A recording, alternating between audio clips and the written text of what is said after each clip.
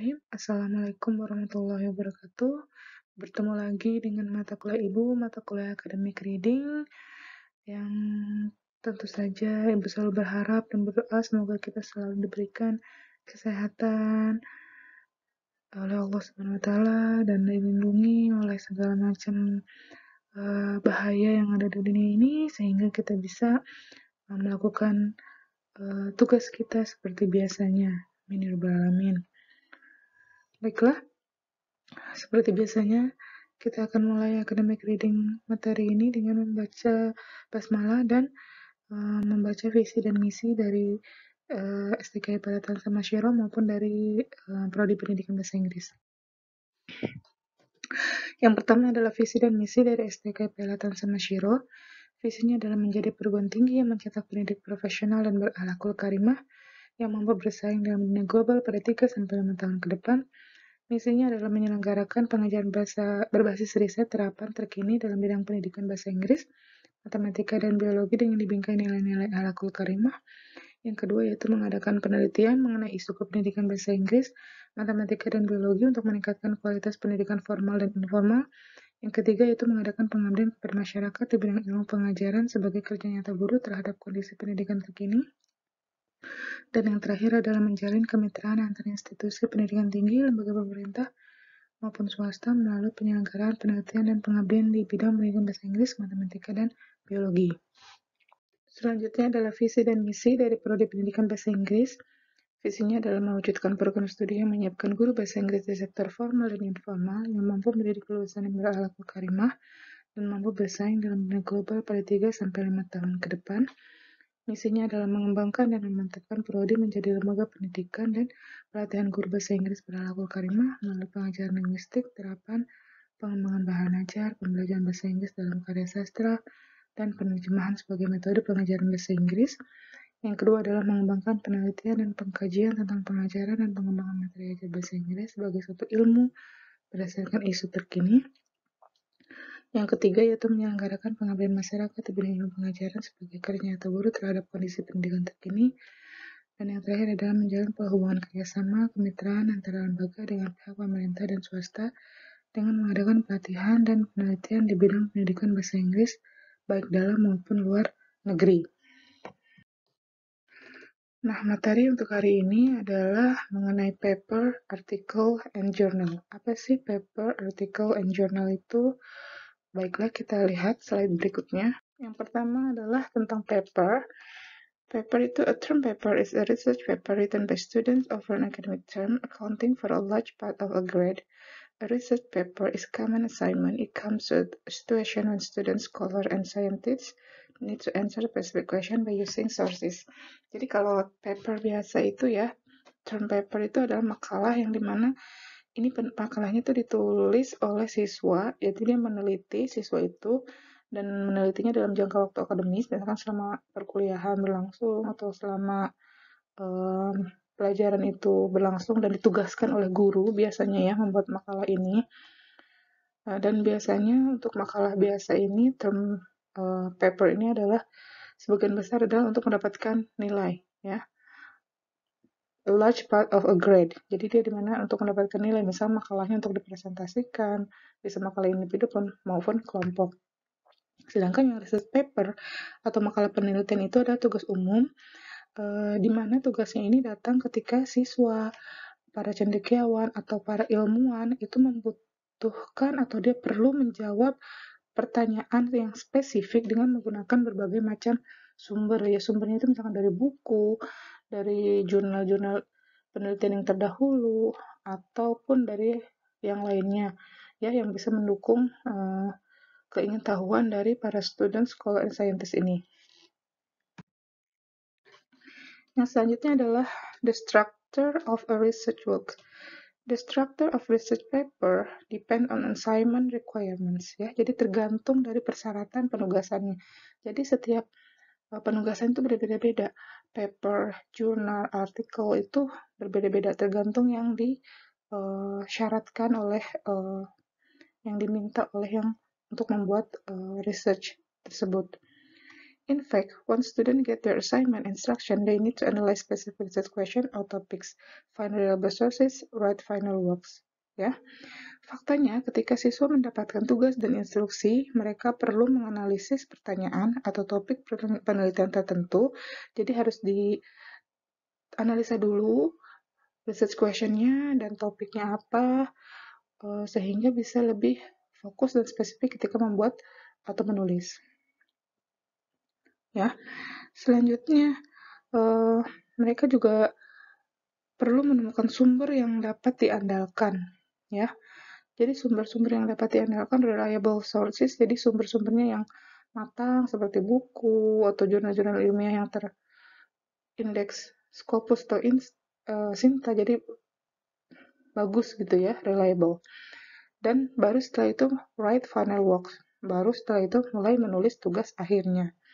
Basically, the structure of research paper consists of, jadi pada dasarnya, struktur untuk membuat makalah atau makalah penelitian ini adalah terdiri dari abstract, outline, introduction, literature review, methodology, result, discussion, recommendation, limitation, conclusion, acknowledgement, and reference. Jadi abstrak itu seperti garis besar ya. Kalau outline itu, abstrak itu seperti inti dari apa sih yang kalian tulis ya. Kalau garis besar itu outline, mohon maaf. Nah, introduction itu pendahuluan ya. Literature review itu tinjauan pustaka seperti bab 2 kalau di skripsi ya. Metodologi itu metode apa yang kalian gunakan untuk meneliti. Lalu result, hasilnya apa. Discussion, diskusinya, pembahasannya. Recommendations, limitation, batasannya, kesimpulannya apa. Ya, acknowledgement itu seperti ucapan terima kasih mengenai, kalau deskripsi itu biasanya mengucapkan terima kasih kepada siapa, misalkan pada Allah SWT, pada dosen pembimbing, pada orang tua, pada teman-teman membantu, dan sebagainya. Dan yang terakhir adalah referensi. Jadi referensi yang kamu gunakan apa dalam meneliti. Untuk lebih jelasnya nanti akan dijelaskan kembali ya. Kita lihat dulu PowerPoint-nya. Dan materi untuk lebih jelasnya bisa lihat di Google Classroom. Nah, sekarang artikel. The article implies an independently written composition, usually short and precise, which is traditionally included in newspaper, magazine, website, journal, etc.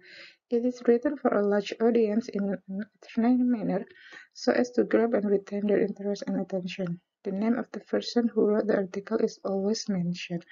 Jadi artikel itu menyeratkan komposisi yang ditulis secara independen ya. Biasanya artikel itu pendek dan tepat yang secara tradisional dimasukkan dalam surat kabar, majalah, situs web, jurnal, dan lain-lain. Artikel ini juga ditulis untuk khalayak yang besar dengan cara menghibur untuk menarik dan mempertahankan minat mereka. Ya, jadi artikel ini bukan hanya artikel ilmiah, bisa juga artikel yang bersifat menghibur. An article not just integrate the fact, but the thoughts and opinion of the writer. An expert and balanced argument are also included. A well-drafted article often brings out topic interest into the limelight. Ya. Jadi artikel ini tidak hanya mengintegrasikan fakta, tetapi pemikiran dan pendapat penulis dan ahli dan argumen yang seimbang juga disertakan. Jadi mengintegrasikan fakta-fakta, pemikiran dan pendapat penulis juga dimasukkan kalau artikel ya. Dan argumen-argumen yang sesuai, yang seimbang juga dimasukkan. Ya, artikel ini disusun dengan baik, seringkali menonjolkan topik yang menarik perhatian. Sebuah artikel dapat mencakup cerita yang menonjol, cerita yang menarik, pidato yang dilaporkan, informasi saran, dan deskripsi lainnya. Ya, itu juga dapat menggambarkan peristiwa, pengalaman orang, atau apapun. Jadi artikel itu bisa dari berbagai macam arah. Dan artikel itu, di dalam artikel itu selalu dituliskan nama penulisnya. Selanjutnya, an article may cover fascinating story, photo speech, information, suggestion, and other description. Ya, itu yang tadi sudah saya bilang. Jadi, artikel itu bisa mencakup cerita apa saja yang menarik, pidato, informasi, saran, deskripsi, apapun, hal apapun yang menarik bagi si penulis untuk dibuat atau juga menarik untuk dibaca. Bisa dimasukkan ke dalam artikel. Selanjutnya adalah definition of journal. Journal can be defined as a professional or academic publication which features a number of education articles written by researchers, experts, or someone having academic qualification in concerned subject, which present original and new research, book review, feedback, or review articles, and so forth. It includes references and target academic audience only. Jadi, jurnal dapat definisikan sebagai publikasi profesional atau akademis yang menampilkan sejumlah artikel pendidikan yang ditulis oleh peneliti, ahli, atau seseorang yang memiliki kualifikasi akademis dalam subjek yang bersangkutan, yang menyajikan penelitian asli dan baru, resensi buku, umpan balik, ulasan artikel, dan sebagainya. Ya, ini mencakup referensi dan hanya menargetkan audiens akademis. Jadi, jurnal ini audiensnya berbeda dengan artikel. Kalau artikel bisa siapa saja, kalau jurnal ini biasanya audiensnya audiens akademis, misalkan para guru, para peneliti, para dosen, dan yang lainnya. A journal is always on a specific discipline that target a particular group. They focus on current developments in the field of study. It is available in both offline, printed form, and online mode. Only can use journal article for the purpose of research as they are authoritative, up-to-date, topic specific, and understandable. Jadi jurnal itu selalu pada disiplin tertentu yang menargetkan kepada kelompok tertentu, yang mereka fokus pada perkembangan tentang bidang studi. Jadi jurnal itu fokus pada perkembangan terkini dari bidang studi, jadi terus update ya. Ini tersedia dalam offline maupun online. Ya, tapi lebih banyak online persentasenya. Artikel jurnal dapat digunakan untuk tujuan penelitian ya, karena dia itu lebih berwibawa, lebih mutakhir, dan spesifik topik ya. Jadi topiknya spesifik sehingga mudah dipahami bagi yang mencari pertanyaan tentang akademik. Jurnal ini ya are published periodically. Jadi jurnal itu diterbitkan secara berkala. Ada yang weekly, bi-monthly, quarterly, ya. Jadi macam-macam. Ada yang 6 bulan sekali, 1 semester sekali, 1 bulan sekali, tergantung dari si pembuat jurnal itu dan apa tujuannya, ya. Dan sekumpulan isu-isu ini, set ini misalnya di 1 bulan sekali, 2 bulan sekali, nah itu sebutnya volume.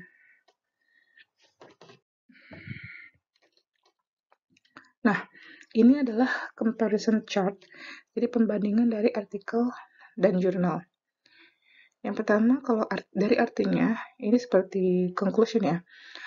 Kalau artikel itu lebih mengacu pada sebuah prosa yang seringkali disertakan dalam publikasi yang berbeda seperti surat kabar atau majalah, ya.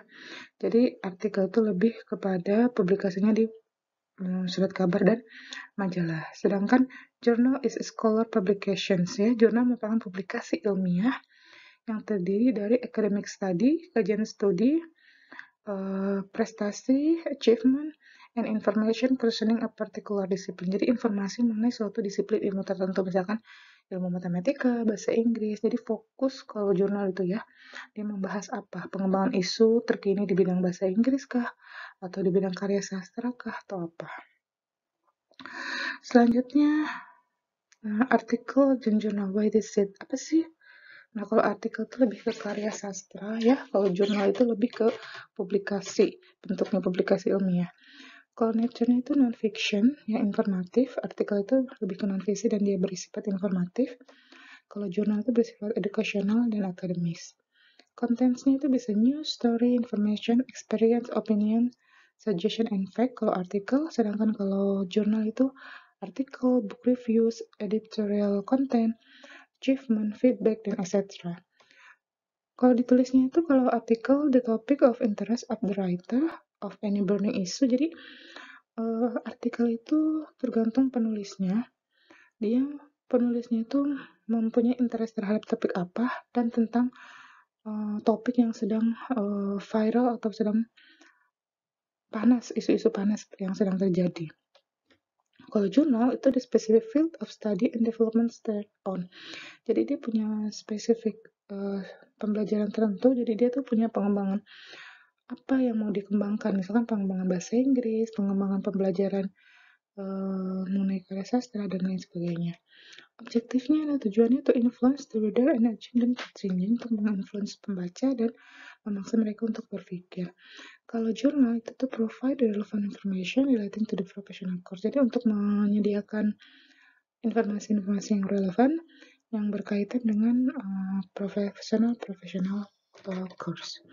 Nah, itulah penjelasan dari Ibu. If you have any questions and you still questioning about something, please let me know and discuss with me. Ya. Kurang lebihnya Ibu mohon maaf. Wabillahi taufiq wal hidayah. Assalamualaikum warahmatullahi wabarakatuh.